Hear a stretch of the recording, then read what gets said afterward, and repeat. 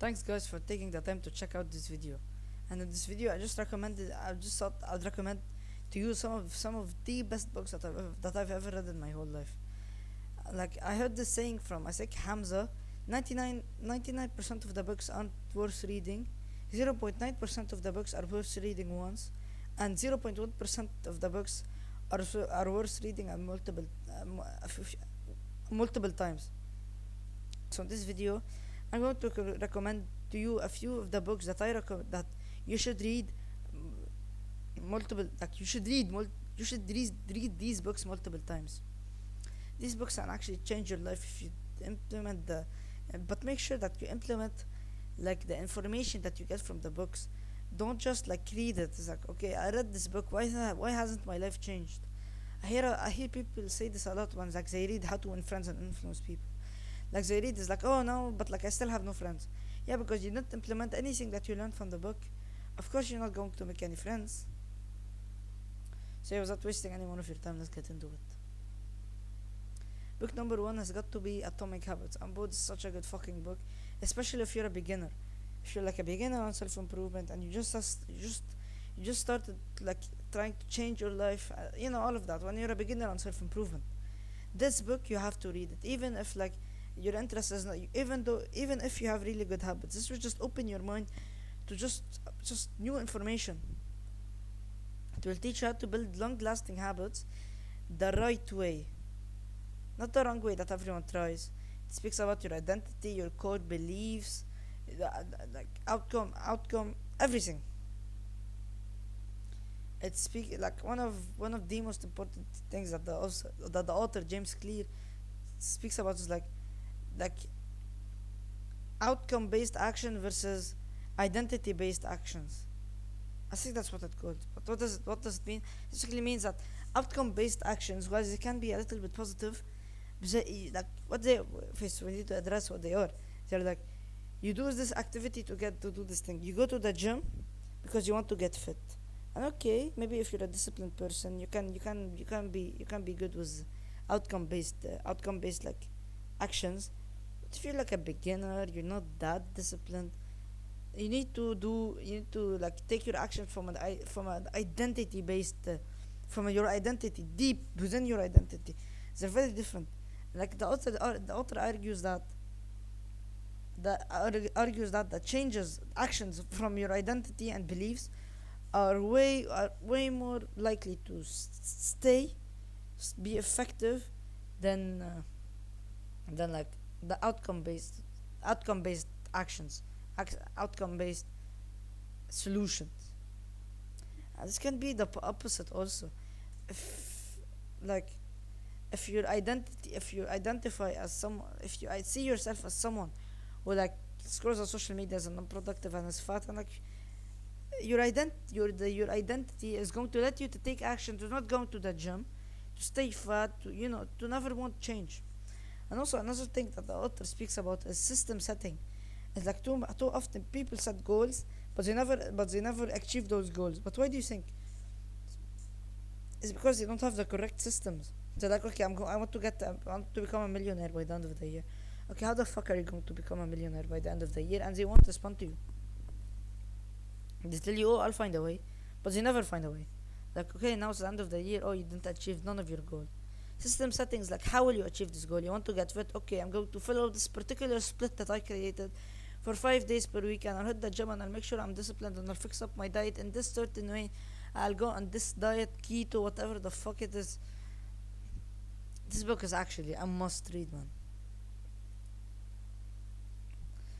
Another book is The Magic of Thinking Big by David J. Schwartz. What this book speaks about is basically having the correct mindset, have thinking big, thinking correctly. But what does this really mean? It means basically like seeing yourself as someone who is capable, seeing yourself setting high goals because you know that you think that you can achieve them. No, no, you will achieve them. That's what the magic of thinking big is about. It will help you form the correct mindset, see yourself as the strong person who can do this.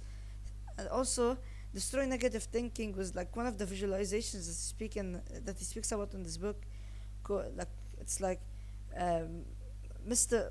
Like there are two foremen in like a construction site. One is Mr. Defeat and the other is Mr. Triumphs.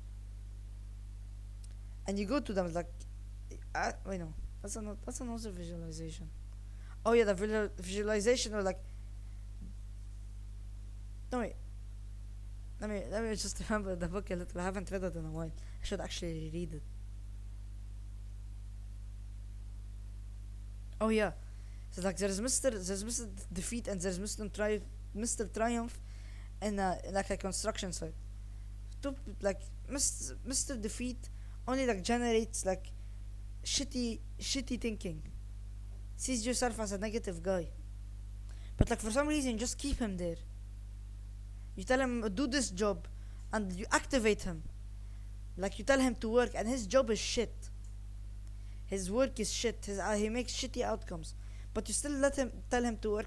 But you think like you probably don't think like okay I need to think negatively.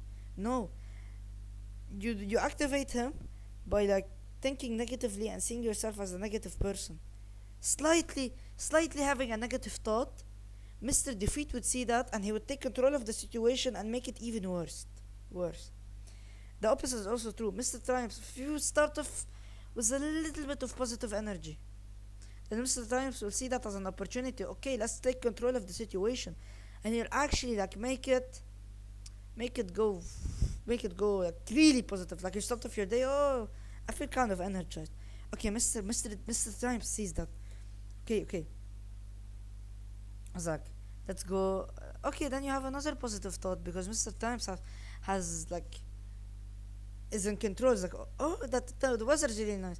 Oh, today I'm going to have such a good day, and it becomes such a good day.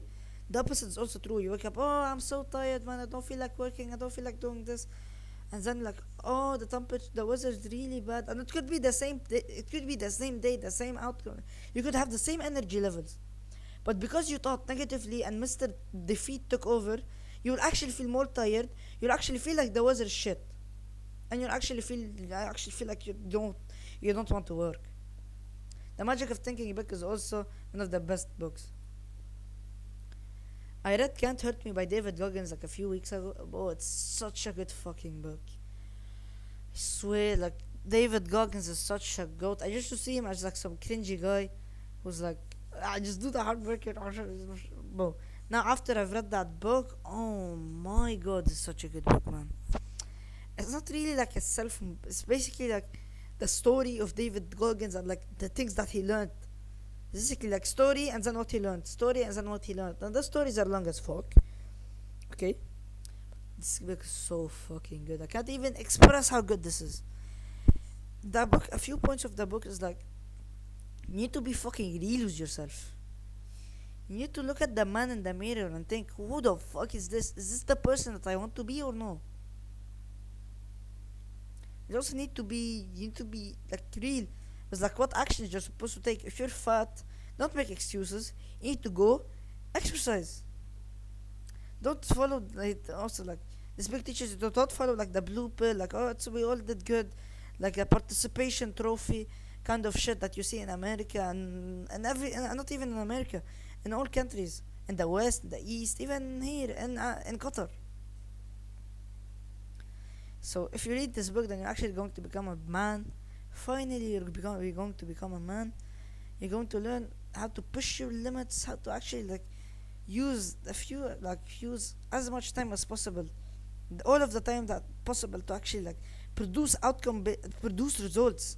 This is what David Goggins did. Is like if he'd come back from a work shift at 7 p.m. and he had to sleep at 9, he would hit a workout and then go sleep.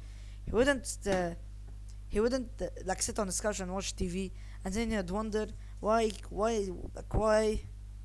I have no time to exercise. You have those 2 hours, and you probably have more. You're not a Navy SEAL like David Goggins. If you have that time, if you have those 2 hours, you can make most. If you have that 1 hour, you can use that to study. So yeah, guys, thanks for watching this video. Please make sure to subscribe, like, comment down below, and make sure you read, especially when you don't feel like it.